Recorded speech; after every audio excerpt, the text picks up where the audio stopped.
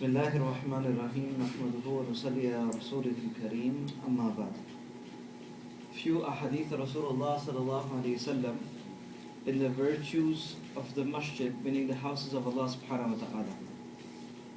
وعن أبي سعيد الخدري رضي الله عنه قال قال رسول الله صلى الله عليه وسلم من ألف المسجد ألف الله تعالى رواه طبراني.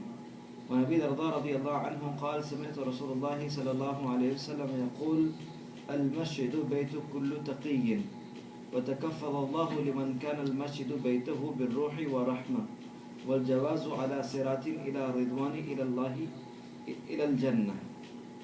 وعن معاذ بن جبل رضي الله عنه أن النبي صلى الله عليه وسلم قال إن الشيطان ذنب للإنسان كذنب الغنم يأخذ شأته قاسية ناحية وإياكم وشاعب وعليكم بالجماعة والعامة والمسجد أو كما قال عليه الصلاة والسلام. The first hadith is reported by Abu Sa'id al-Khudri radiyallahu anhu, who narrates that Rasulullah sallallahu alayhi wasallam said, whoever loves the masjid, whoever loves the house of Allah subhanahu wa ta'ala, Allah subhanahu wa ta'ala loves this person. The second hadith is Abu Darda radiyallahu anhu narrates that I heard Rasulullah sallallahu alayhi wasallam saying that masjid is the house of every pious person who fears Allah. Al-masjidu baytu kullu taqiyyin. Masjid is the house of every pious person who fears Allah subhanahu wa ta'ala.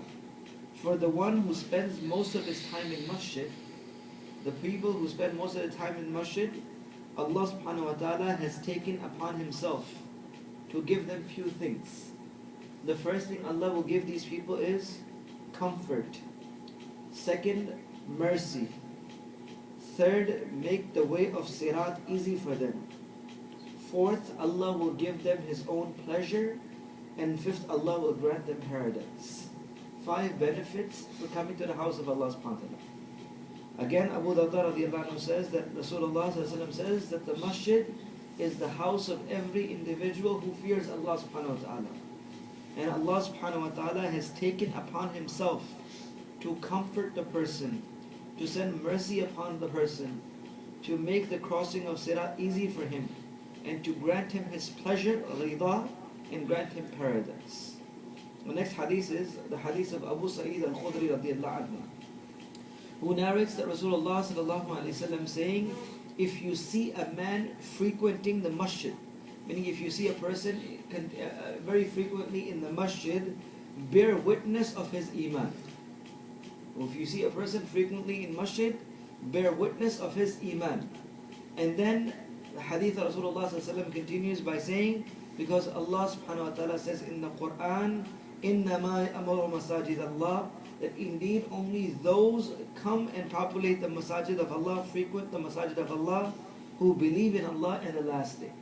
Meaning the Quran itself says this, the hadith of Tirmidhi, that Allah subhanahu wa ta'ala says in the Quran, only those will frequent the masjid who believe in Allah and the last day.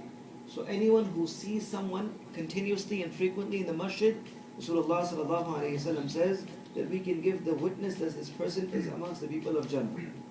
And last hadith is the hadith of Abu Hurairah radiyallahu anhu, who mentioned that Rasulullah sallallahu alayhi wa sallam has mentioned, the people who frequent the masajid, the houses of Allah, are like the pegs of the masjid, meaning they are the foundations of the masjid.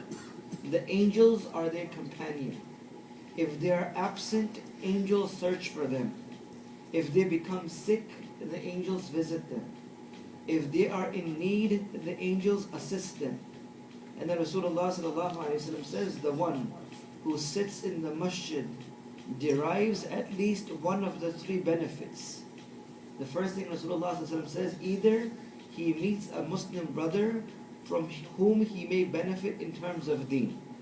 Second, or he may receive the mercy of Allah subhanahu wa ta'ala, for which everyone waits for. Or he might hear the words of wisdom. Hadith of Muslim Ahmad. So my dear respected brothers and others, so many benefits of coming to the houses of Allah subhanahu wa ta'ala. There's one hadith of Rasulullah sallallahu alaihi wasallam which also mentions that the best places on the face of this earth are the houses of Allah subhanahu wa ta'ala. and the rahmat and the mercy of Allah is always covered in the houses of Allah. And those individuals who come to the houses of Allah take these mercies back towards their own houses. Today we see, everything is open and everything is populated except for the houses of Allah. How can we imagine our life to be full of barakat and blessings if we do not come in the houses of Allah subhanahu wa ta'ala? And the more that we come in the houses of Allah, the more mercy and rahmat and blessing of Allah we take back with us. And wallahi, brothers and sisters, this mercy is not only in the month of Ramadan. This mercy is continuously all year long. So we should always try to be there. Otherwise, if we look in our lives, in our houses, there's no barakat and blessings. There might be nothing less in material, but the mercy and the blessing and barakat is empty from the houses, because we are empty from the houses of Allah subhanahu wa ta'ala. Wallahi, those who are the inhabitants of the houses of Allah, their lives are full with barakat and blessings. The hadith of Rasulullah says, those who are punctual about the timing of salah, nothing else. Those who are punctual about the timing of salah, Allah will give them barakat in their awlad and children, like Allah gave barakat and blessings in the awlad of Ibrahim alayhi salam. This is the hadith of Rasulullah. Only those who are punctual about the timing of salah, Allah will give barakat and blessings in their awlad, like the awlad of Ibrahim alayhi salam. Subhanallah, every Nabi to come after Ibrahim alayhi salam was from amongst the sons of Ibrahim alayhi salam, either from Ishaq alayhi salam or Ismail alayhi salam. So much barakat and blessings from the houses of Allah. So this is what we need to take, The only place where we can get barakat and afiyat and blessings and rahmat of Allah subhanahu wa ta'ala, no better place than the house of Allah subhanahu wa ta'ala. And this is what we have to make, the masajid of the house. And amongst the 7 people who will be underneath the shade of Allah on the day of Qiyamah, will be that person whose heart, mu'allaq, is connected with the house of Allah subhanahu wa ta'ala. They come to the house of Allah and they can't wait to come back again. They can't wait to come back again. Their hearts are connected with the houses of Allah subhanahu wa ta'ala. This is the place where the heart becomes real. Rasulullah sallallahu alayhi wa sallam has mentioned so many things. As the fish cannot live without the water, the mu'min cannot live without the masjid. The heart of a mu'min dies without the masjid, brothers and elders in Islam. This is why we have to keep ourselves connected with the houses of Allah. Whatever time that we have off of our works and our schedule, we should try to be in the masjid at least once or twice a day. Of course, during the course of the day, 5 times is the best in our localities. But we are work, our responsibilities, but definitely we should come to the masjid. If a person should not come to the masjid, the heart should just feel the feeling that, I'm not alive today. I don't feel, the iman in my heart because I have not been in the house of Allah subhanahu wa ta'ala. The connection with the house of Allah should be so great that one cannot stay without the house of Allah subhanahu wa ta'ala. And these were the Sahaba radiallahu anhum ajma'in. The masjid was the main thing for them. Everything for the Sahaba and for the Prophet Muhammad sallallahu alaihi wasallam was masajid. And today that is empty in our life. So many fada'il, virtues, comfort and mercy and sirat and pleasure and Jannah of Allah is all in the house of Allah subhanahu wa ta'ala. If we want this and we want for this for ourselves, we definitely need to come to the masajid of Allah subhanahu wa ta'ala, the houses of Allah subhanahu wa ta'ala, and come there for salah, for dhikr, for ibadah, and so many things which are important here. So we ask Allah to give us the ability to practice this, inshallah, and become amongst those who are the people of the masjid.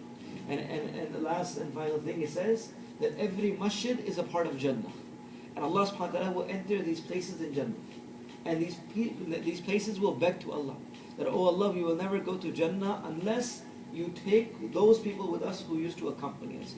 If you want these places to be the witness for us on the day of Qiyamah, on the day of judgment, if you want these things to intercede for us, we need to become the people of masjid, Ashabul Masajid. We have to become the people of the masajid, houses of Allah. So we ask Allah to give us the strength and enable us that we can come to the masajid, inshallah. Subhanallah wa bihamdihi, subhanakallah wa bihamdik. Nashhadu an la ilaha illa anta nastaghfiruka wa natubu ilayk.